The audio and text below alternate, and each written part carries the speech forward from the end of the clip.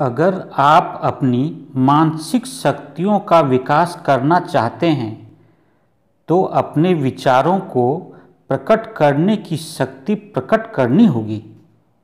इसके लिए अपने समाज के लोगों के बीच बोलने की कला का विकास करना होगा ताकि सुनने वाले आपकी वाणी सुनकर मुग्ध हो जाएं।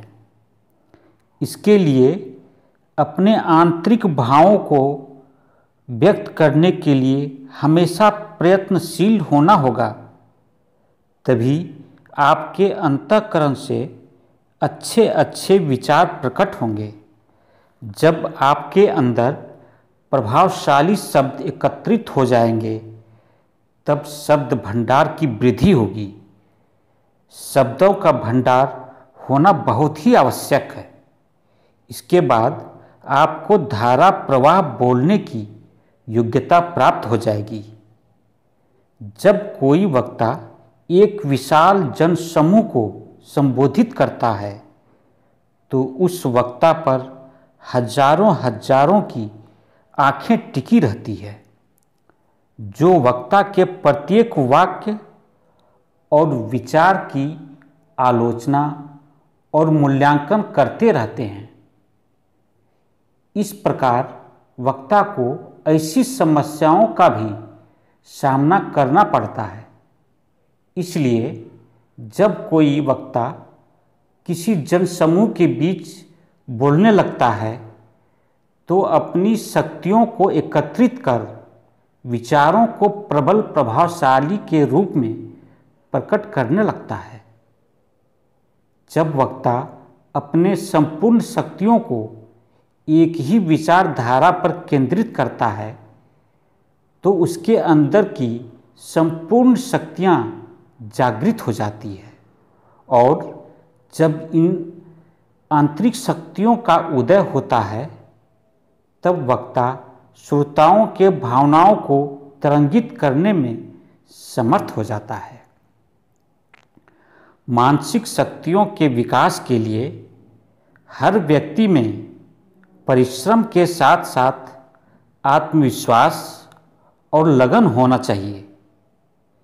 आत्मविश्वास और लगन जीवन की दो ऐसी शक्तियां हैं जो सफलता के महान पथ पर चलने में सहयोग प्रदान करता है। पंडित श्री राम शर्मा आचार्य जी ने लिखा है, दीपक जलता है तभी संसार को प्रकाश देता है। दीपक की इस सफलता का रहस्य यह है कि वह अपने तेल और बत्ती को तिल तिल कर जलाता रहता है। उसका प्रकाश वस्तुतः उसकी उस निरंतर ज्वलनशीलता का ही होता है जिसको वह लौ के रूप में बत्ती से प्रकट करता है। दीपक का कर्तव्य जलना है। जिस समय वह अपने इस कर्तव्य से विरत होकर निष्क्रिय हो जाता है, प्रकाश रूपी सफलता उससे दूर चली जाती है।